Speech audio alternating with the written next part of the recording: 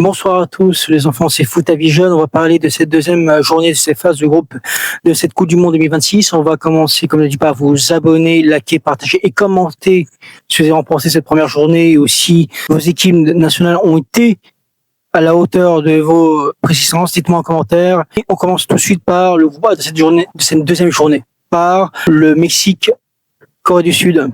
Deuxième journée de ce groupe A entre le Mexique et la Corée du Sud. Match qualificatif pour les Mexicains qui était d'une grande importance à domicile. Les Mexicains ont réussi malgré une pleine prestation de ces joueurs. On a vu déjà contre l'Afrique du Sud qui était pas ouf.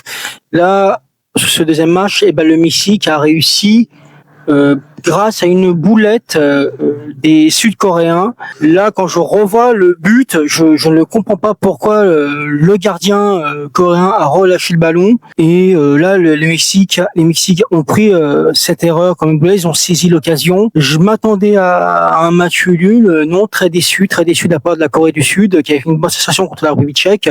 Elle pouvait tenir tête contre cette équipe mexicaine.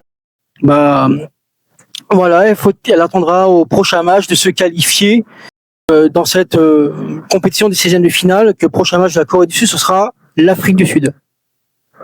On va en parler tout de suite. Afrique du Sud, République tchèque, les deux équipes étaient dans défavorage ballotable. Ils avaient perdu aux premières journées précédentes. Qu'est-ce qu'on peut dire ?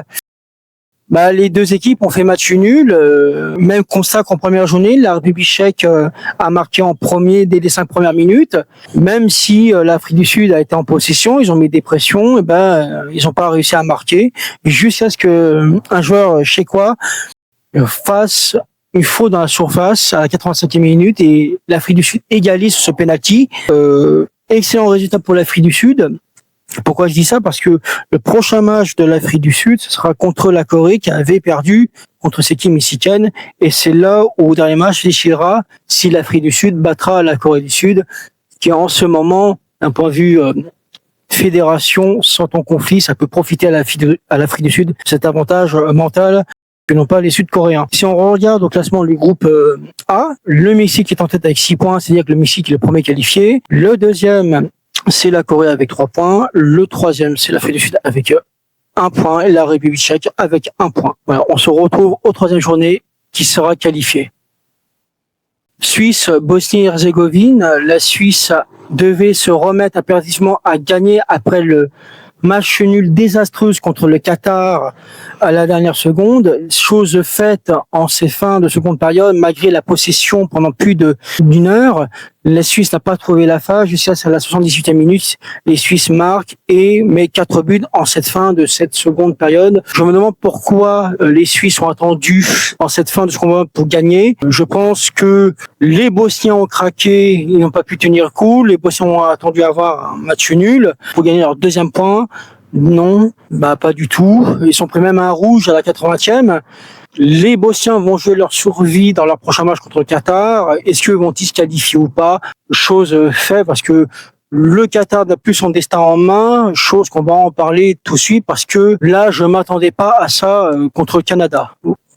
Canada-Qatar, on va pas dire que c'était un choc monumental. Je m'attendais mieux à cette équipe qatarienne. Mais là, je m'attendais pas à une telle raclée, une telle branlée. Le Canada a étrié le Qatar sur le score de 6-0. Vous m'avez bien entendu, 6-0. Déjà, dès les 20 premières minutes, le Canada a marqué déjà 2 buts. Et là, le Qatar se prend un rouge à la 33e, ce qui leur arrange pas les choses. Il se réduit à 10. Le Canada les étrille à la fin de la mi-temps 3-0. Et à la 55e, un deuxième rouge des Qatariens. Le Qatar s'est réduit à 9. Le Canada en profite. Il les étrit 6-0. Très déçu de cette équipe de Qatar. Je m'attendais beaucoup de choses, mais c'est la fin d'une génération dorée pour cette équipe qatarienne. Le Qatar aurait pu faire mieux, aurait pu être moi-même décisif, moi-même aurait pu construire quelque chose de solide, mais non. Le Canada ramène la première place devant la Suisse, c'est-à-dire les deux équipes sont en tête avec 4 points et la Bosnie-Qatar sont en dernière position avec un seul point. Ce sera les prochains matchs de cette troisième journée qui prendra la tête entre le Canada et Qatar et qu'est-ce qui se qualifiera pour les troisième meilleures places, soit la Bosnie, soit le Qatar. Le groupe C dans cette deuxième journée, l'Écosse affrontait le Maroc qui est favori de ce match. Chose faite, Un petit score 1-0, je m'attendais à mieux de la part des Marocains. But de Saïbari à la 2e minute. Avec cette victoire, le Maroc, pour moi, est déjà qualifié. De toute façon, le match contre le Brésil a tenu ses promesses. Mais pour moi, cette équipe marocaine doit gagner la première place contre l'Haïti. Très fier pour cette équipe marocaine qui revient solidement de cette défense, même s'il n'y a pas beaucoup de buts au niveau de l'attaque. Je suis assez déçu de cette offensif de faible qualité. Ce n'est pas une insulte, mais c'est un constat. Quand tu marques un but contre le Brésil et un but contre l'Écosse, je m'attendais à mieux de la part de cette équipe marocaine. Pour moi, on aurait dû avoir 2 ou 3-0 par cette équipe écossaise assez très faible, plus sur le plan physique que technique.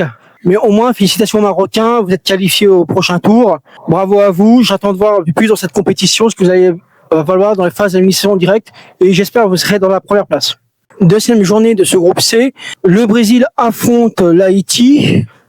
Logique, le Brésil était favori de ce match, et ils ont gagné 3-0. Doublé de Kouna dans la première période et un but de Vinicius, son 2e but dans cette compétition. On verra ce qu'on ça va donner, parce que j'ai beaucoup de questions sur cette équipe brésilienne qui est assez très décevante, même dans cette compétition. Il n'y a pas de joueurs assez décisifs.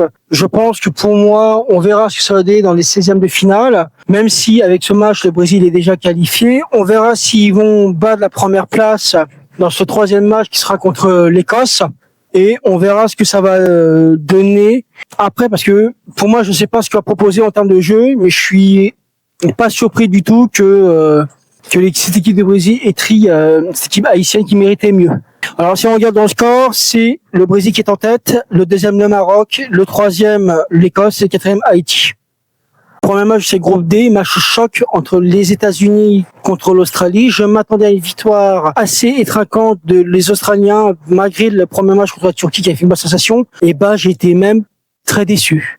Je m'attendais pas à une telle victoire des Américains contre les Australiens sur le score de 2-0, voire même cette victoire m'a beaucoup surprise, voire même beaucoup interrogé sur la façon américaine de voir de jouer. Bon, on est à domicile, t'as l'élan populaire, tu essaies de rebooster ton ego vu les matchs précédents que tu as fait, même si tu as battu contre le Paraguay 4-1. Là, tu as battu une grosse équipe australienne qui était pour moi favori de ce groupe, voire même favori de ce match. Pour moi, tu fais une bonne impression, mais on verra ce que ça va donner en élimination directe. Grâce à ces victoires, les Américains se qualifient pour les 16e de finale. 2 matchs, 2 victoires. On verra ce que ça donne contre la Turquie, contre une équipe européenne, qui est pour moi une des grosses exceptions de cette Coupe du Monde.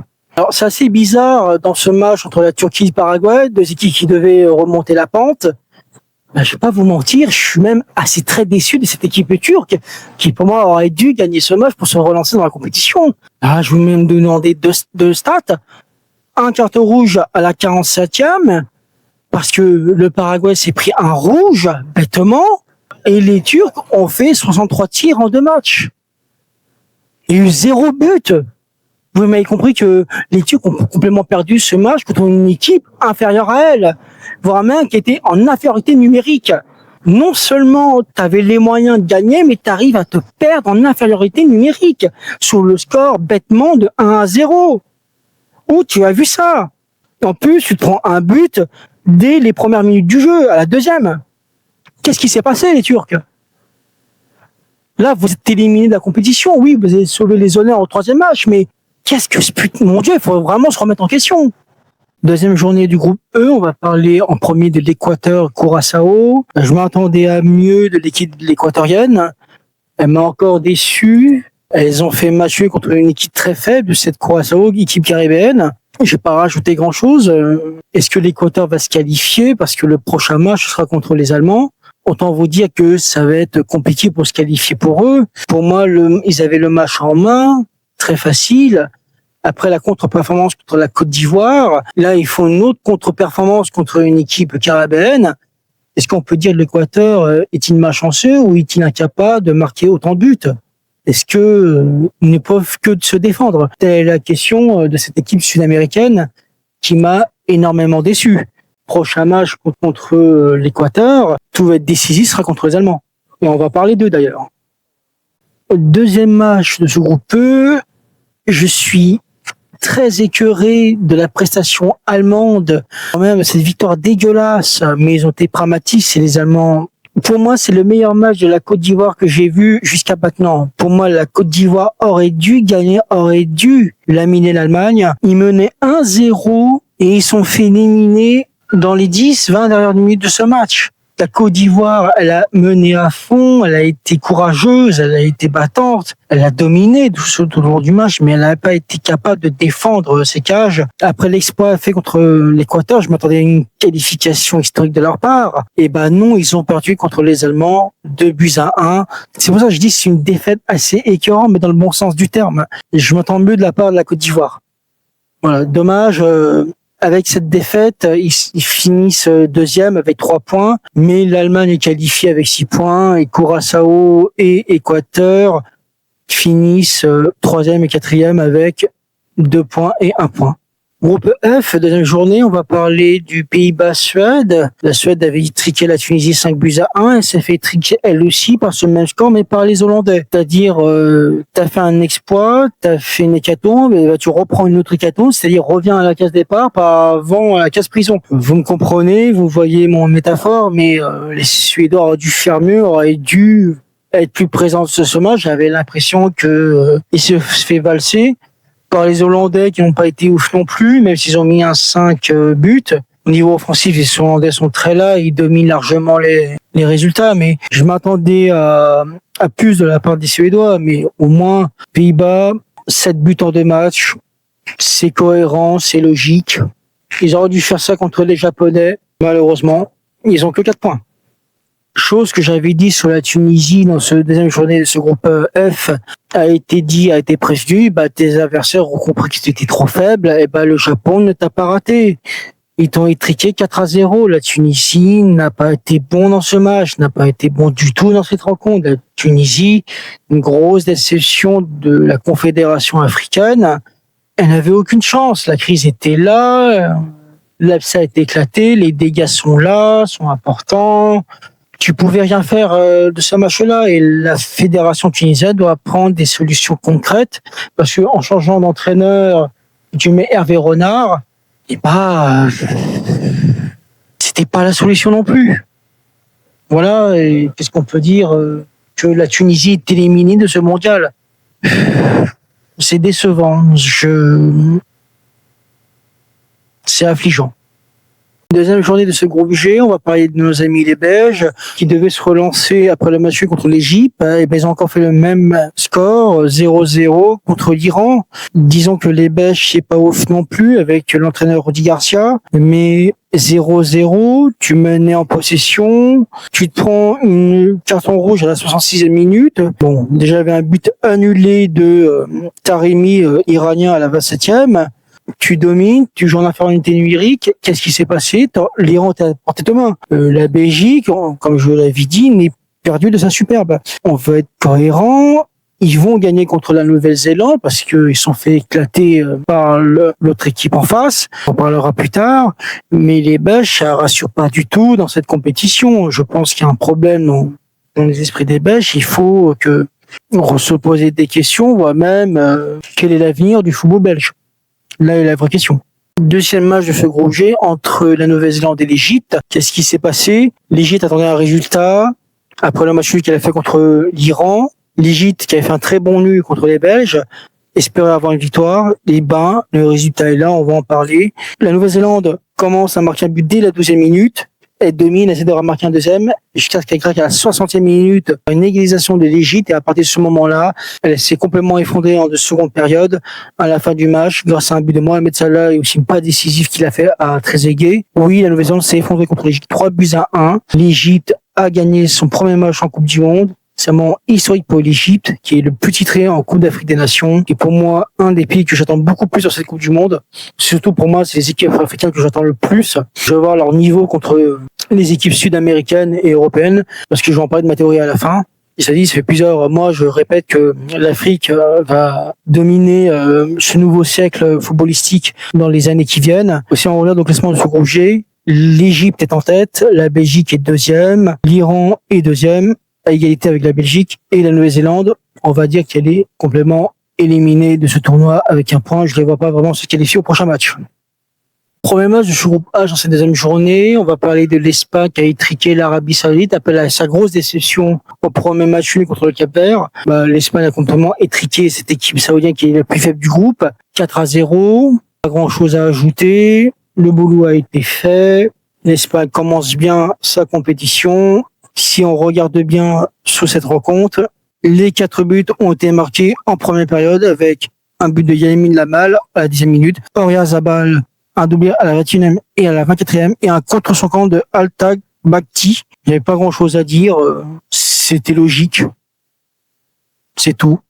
Deuxième match de ce groupe H, on va parler de l'Uruguay Cap-Vert. Immense exploit du Cap-Vert qui tient un deuxième match nul après avoir tenu tête à l'Espagne. Là, tient tête à une grosse équipe sud-américaine sur le score de 2-2. Bravo Cap-Vert. Voilà, la qualification est déjà assurée, même s'ils ont fait que 2 points, parce que je les vois vraiment gagner contre l'Arabie Saoudite. Même s'ils font match nul, pour moi, c'est déjà là. Ils ont une défense assez solide. Ils ont réussi à remonter la pente après avoir pris 2 buts et réégalisé à la 60e. Je suis content de cette équipe capverdienne, le petit pousset de ce tournoi. Vraiment, on voit vraiment que l'Afrique veut tenir son rang, veut bousculer la hiérarchisation des confédérations. Bravo au Cap-Vert, félicitations, rien à ajouter de plus. C'est beau ce que je vois et on verra au prochain match ce que ça va donner. Le classement est simple, c'est l'Espagne en tête avec 4 points, le Cap-Vert deuxième avec 2 points, l'Uruguay troisième avec 2 points et l'Arabie Saoudite qui est pour moi complètement éliminée de ce tournoi. On va parler de France-Irak aujourd'hui.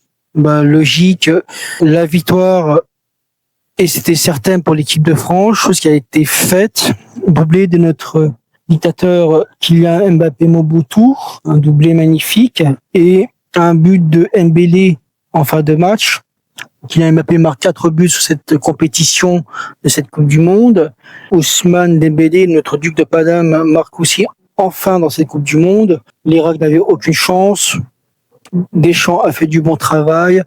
4e participation consécutive en élimination directe, chose qui est très rare dans l'histoire de la France, voire même depuis que Deschamps a pris les rênes. C'est la 8e consécutive de tournoi, que ce soit Euro, Coupe du Monde, à se qualifier en phase d'élimination directe. Voilà, enfin, la France est devenue une des grandes nations du monde. Qu'est-ce qu'on peut dire? Profitons-en, c'est la dernière de Deschamps. On verra qui on va tomber en 16e de finale.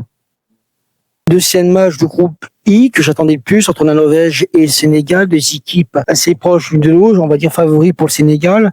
J'étais très déçu de la performance des Sénégalais, je m'attendais à mieux de leur part. Je dirais qu'ils ont fait les mêmes erreurs qu'avec la France, ils ont des avantages, ils n'arrivent pas à les concrétiser. J'ai l'impression, on dirait un match du dia quand les clubs français à une époque n'arrivent pas à gagner en Ligue des Champions. C'est la même chose que je vois chez les Africains. Dommage, pour moi, ils ont perdu 3-2 contre la Norvège avec doublé d'Eric Haaland. Est-ce qu'on peut dire que la Norvège est complètement dominée? D'un point de vue, oui, ils sont à -3, ils sont 3e, et je pense que ils peuvent battre contre l'Irak. Malheureusement, l'Irak n'a pas été assez décisif, assez bon, assez incisif, mais bon. Le Sénégal a encore toutes ses chances. La Norvège s'est qualifiée. En premier, si on regarde le groupe, c'est la Norvège qui est en tête avec l'équipe de France. Prochain match pour la première place. Et le Sénégal qui a encore une chance de se qualifier s'il fasse un énorme score contre l'Irak. Deuxième match de ce groupe J, on va parler de l'Argentine contre l'Autriche. L'Argentine est en favori de ce groupe avec les adversaires de faible qualité. Malgré le respect, entre guillemets, parce qu'il faut être réaliste, ils n'ont pas le niveau que ce soit l'Autriche, l'Algérie ou la Jordanie. Et vraiment, vu le groupe de l'Argentine, ce que j'ai vu, ils sont assez cléments envers les Argentins, ce que je vois. Doublé de Lionel Messi, qui devient le meilleur joueur de cette compétition avec le plus de buts, qui a dépassé le record des Miroslav Klose, 5e but dans cette phase de poule, après triplé contre l'Algérie, il met un doublé, et voilà quoi. Et si on regarde le classement, oui, l'Argentine s'est qualifiée, mais quand tu regardes l'élimination directe en calendrier, on voit que l'Argentine a un énorme boulevard vu la qualité des mecs faibles en face, quoi. Bravo aux Argentins. Deuxième match de ce groupe J, on va parler de la Jordanie contre l'Algérie. L'Algérie qui devait redorer le blason après cette défaite logique et non humiliante, chose que j'avais dit aux Algériens dans les commentaires que pour moi, ils devaient finir 2e. Que le prochain match, pour la qualification sera contre l'Autriche. On va pas se mentir. L'Algérie a gagné difficilement contre la Jordanie, sachant que la Jordanie a mené, voire même a commencé à marquer en première période. Si on regarde bien, oui, et après, jusqu'à que Ben Belwali et Amin Gouiri marquent en fin de match, surtout sur les 20 dernières minutes, à la 69e, à la 82e. Bravo à l'Algérie qui lance enfin sa compétition. On peut dire ce qu'on veut de nos amis les Algériens.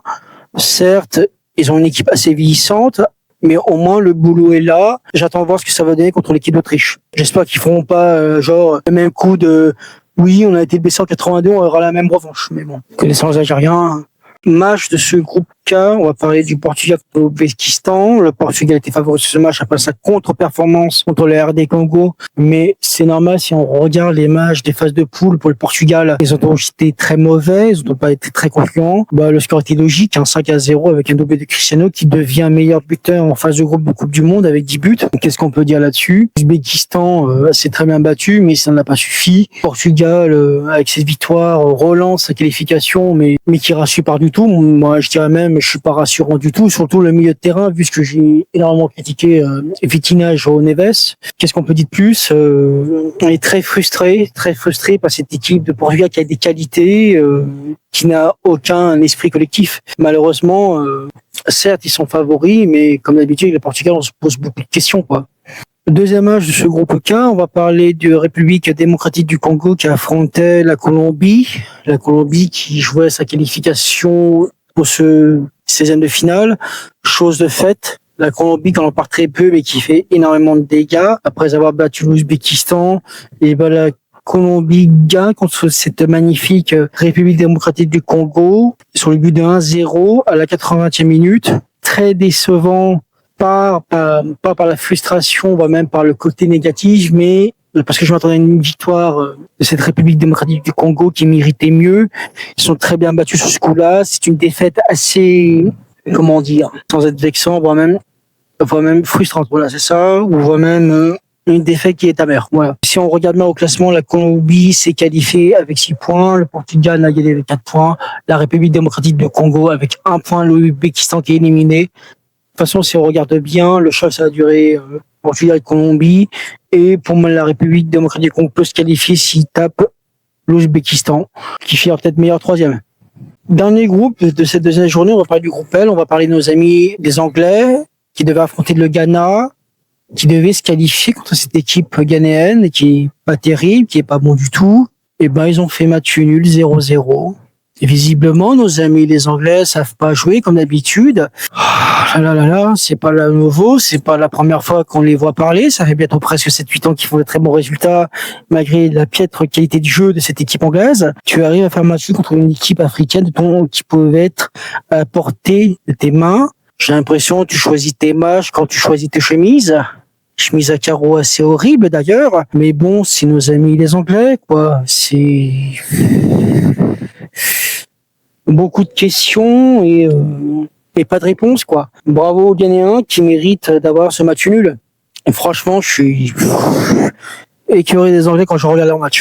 Après la contre-performance contre les Anglais, la Croatie devait ramener des points pour encore se qualifier. Chose faite par ce petit score contre le Panama, 1-0 à la 54e minute. Est-ce qu'on peut dire que le Panama est éliminé? Oui, le Panama est éliminé. Le buteur, c'est Budimir pour les Croates. Voilà, c'est pas grand-chose à dire. Petite victoire poussif. La Croatie, même si elle est équipe vieillissante, elle essaie d'avoir les très bons résultats qu'elle peut avoir. Je suis assez mitigé ce qu'on proposait dans cette Coupe du Monde. Moi, une chose est sûre, le prochain match sera contre le Ghana. J'attends beaucoup de voir ce que ça va apporter, même si la Croatie est favori. Est-ce que le Ghana peut faire un exploit? Je ne sais pas. Pour le moment, l'équipe croate vieillissante est là. Elle assure l'essentiel. Si on regarde au classement, les Anglais sont premiers avec 4 points. La Croatie est deuxième avec 3 points. Les Ghanéens, excusez-moi, je vais répéter. L'Angleterre est premier 4 points, le Ghana est 4 points, la Croatie a 3 points et le Panama à 0. Peut-on dire que le Ghana est déjà qualifié, l'Angleterre aussi? Faut juste qui finira meilleur troisième dans ce groupe L. bilan de cette deuxième journée. On va parler réellement les choses. Les favoris ont fait leur boulot. La plupart sont déjà qualifiés, malgré leur résultat, leur conduite de jeu assez catastrophique, notamment nos amis des Allemands. Les pays africains sont un peu comme la Ligue 1 dans les années 2000. Ils ont du talent, ils savent contenir le jeu de leur adversaire, mais ils savent pas concrétiser mentalement. Ce qui est pour moi assez dommage. Il y a encore de l'espoir pour le troisième match chez eux. Les équipes de seconde zone européenne m'ont assez déçu. Mais pour moi, les équipes qui m'ont vraiment déçu dans cette deuxième journée, c'est la Tunisie, la Turquie et l'Uruguay. Surtout l'Uruguay qui est une grosse déception après avoir fini troisième en Copa América il y a 2 ans. Je n'ai pas compris l'effondrement même de cette équipe uruguayenne. Elle aurait dû faire preuve de bon sens, mais problème quand on a un entraîneur radical comme Marcelo Bielsa, on peut pas faire les choses convenablement. Malheureusement, c'est sa nature humaine qui est comme ça. Merci de m'avoir écouté. Abonnez-vous à la chaîne, partagez, likez, commentez sur vos pays respectifs. Je ferai un bilan de cette phase de poule, cette troisième journée. C'était Foot à Vision. On se voit à la prochaine. Merci, au revoir.